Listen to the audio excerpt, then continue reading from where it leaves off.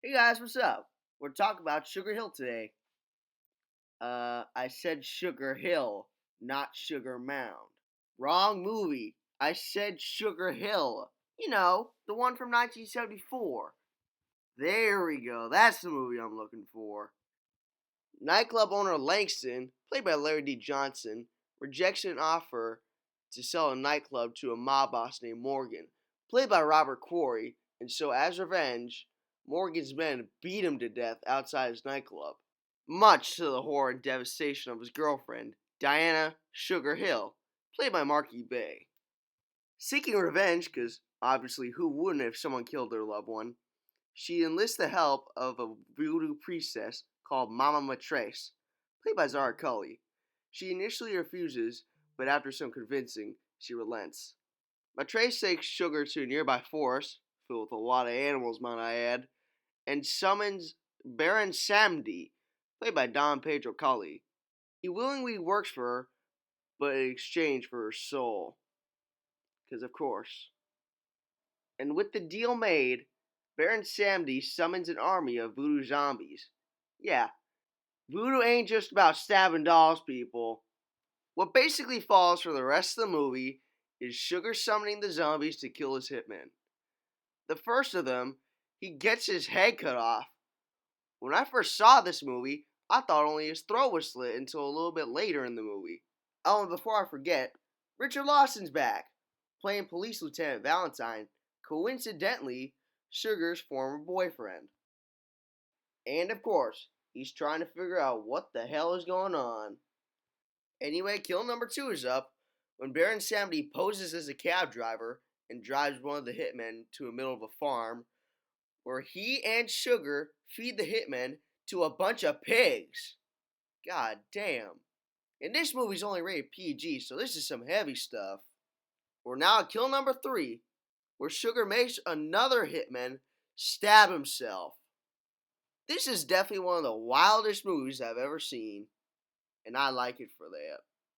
Meanwhile, back with Lieutenant Valentine, he goes to a voodoo institute and has an employee look at some of the evidence he found, including a pair of chains and stuff. He looks at it and then immediately starts getting suspicious. Also, I would like to mention that this movie was actually shot in Houston, Texas, with the library being turned into a voodoo institute. Wow. I never knew I could learn so much.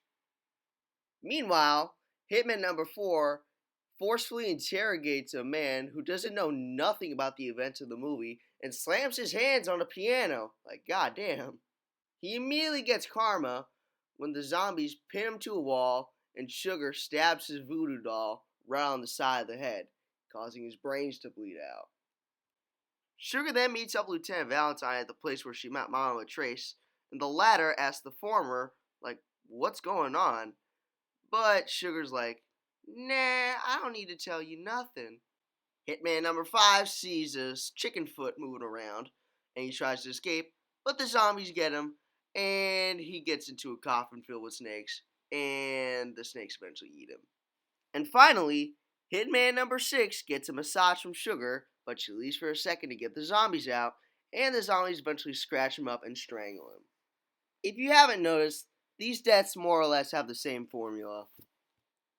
Then, realizing that Lieutenant Valentine is up to something, Baron Samedi tries to get Sugar to kill him, but Sugar refuses, only stabbing him in his leg, indirectly with the voodoo doll, and he trips down the stairs and breaks his leg. Lieutenant Valentine thinks he's onto something, but Sugar yet again dismisses his claims.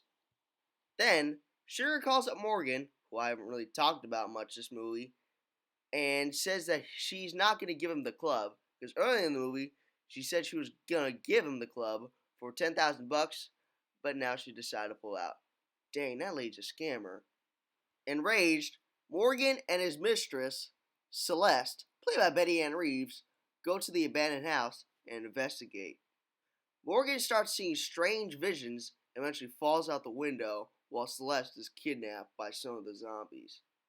Morgan tries to escape but trips in quicksand and eventually drowns, while Celeste is taken down with Baron Samedi instead of Sugar Hill, as originally promised.